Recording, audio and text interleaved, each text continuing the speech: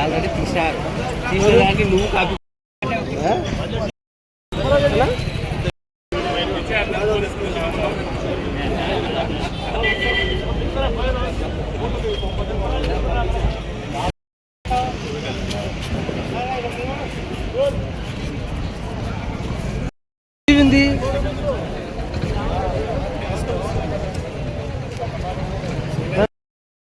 నా పేరు శ్రీనివాసరెడ్డి, నేషనల్ మధ్య అసోసియేషన్ జిల్లా అధ్యక్షుడు, నంద్యాల జిల్లా.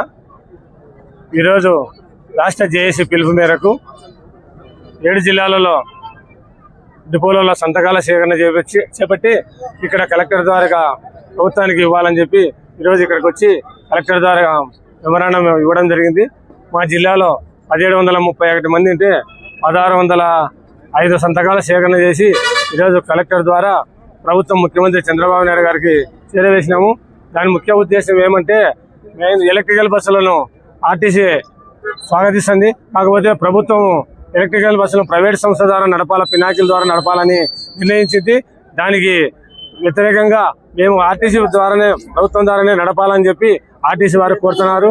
అదేవిధంగా 15,000 ఖాళీలను భర్తీ చేయాలని చెప్పి, అదేవిధంగా 4,000 కొత్త బస్సులను ఏర్పాటు చేయాలని, అదేవిధంగా పెండింగ్ ఉండే డిఏలను ఇవ్వాలని, అదేవిధంగా ఐఆర్ ప్రకటించాలని, 12వ పిఆర్సీ కమిషన్ వేయాలని చెప్పి కోరుతున్నాము.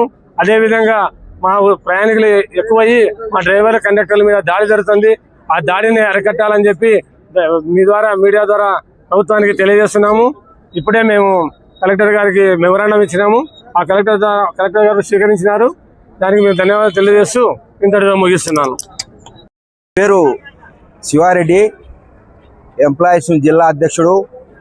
ఏపీ ఏదైతే రాష్ట్ర కమిటీ ఈ విద్యుత్ బస్సులకు వ్యతిరేకంగా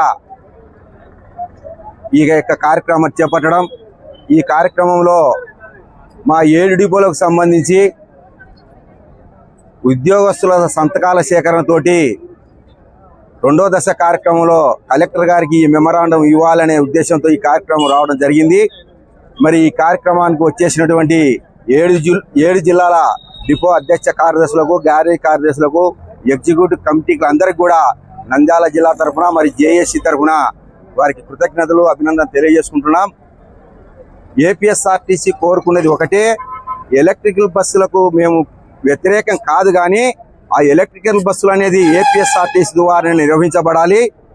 మరి ఏదైతే ఈ ప్రయాణికుల సంఖ్య పెరిగిందో, ప్రయాణికుల సంఖ్యకు అనుగుణంగా బస్సుల సంఖ్యను పెంచాలి.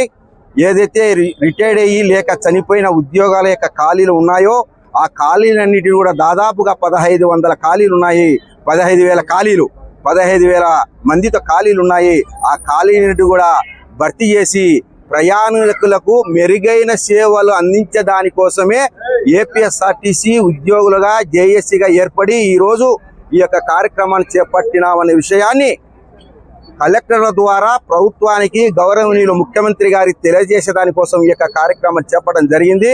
మరి ఏదేమైనప్పటికీ కూడా సామరస్యపూర్వకంగా ఈ యొక్క కార్యక్రమాలను నిర్వహించి ప్రయాణికులకు ఎలాంటి ఇబ్బంది లేకుండా ప్రయాణించే దానికోసం మాత్రమే మళ్ళా నేను చెప్తున్నా, గవర్నమెంట్కు బస్సుల సంఖ్యను పెంచాలి, ఉద్యోగుల సంఖ్యను పెంచాలి. గౌరవనీయులైన ముఖ్యమంత్రి గారు ఏం చెప్పారు, శ్రీశక్తి పథకం అనేది మిగతా ఉద్యోగ సంఘాల కంటే మిగతా ఏదైతే పథకాలు ఉన్నాయో ఆ పథకాలకన్నిటిని కూడా శ్రీశక్తి పథకం విజయవంతమైందని చెప్పి దేవాలయము లాంటి అసెంబ్లీలో ఆర్టీసీ ఉద్యోగులను అభినందించిన విషయాన్ని మీ ద్వారా మరొక్కసారి ముఖ్యమంత్రి గారికి తెలియజేస్తా ఉన్నా. దయచేసి గౌరవ ముఖ్యమంత్రి గారు, గౌరవనీయ రవాణా శాఖ మంత్రి గారు, గౌరవనీయ ఈవీసీ అండ్ ఎండి ఏపీఎస్ఆర్టీసీ వారు మా యొక్క కోరికను మన్నించి మేము కోరుకునే గొంతెమ్మ కోరికలు కాదు, కేవలం ప్రయాణికులను దృష్టి పెట్టుకుని బస్సుల సంఖ్యను కావాలని చెప్పి కోరుతున్నాము తప్ప దీంట్లో మా స్వార్థ ప్రయోజనాలు లేవని చెప్పి ఈ సందర్భంగా మీ ద్వారా గవర్నమెంట్కు విన్నవించుకుంటున్నాం. మరి మా యొక్క వినతి పత్రాలను కలెక్టర్ ద్వారా ఇచ్చేస్తాం. ఇప్పుడే కలెక్టర్ గారికి కూడా మమ్మల్ని ఆహ్వానించి మా యొక్క వినతి పత్రం స్వీకరించినందుకు కలెక్టర్ గారికి, వారి బృందానికి కూడా నంద్యాల జేఏసీ ఆర్టీసీ తరఫున ధన్యవాదాలు, కృతజ్ఞత తెలియజేసుకుంటున్నాం.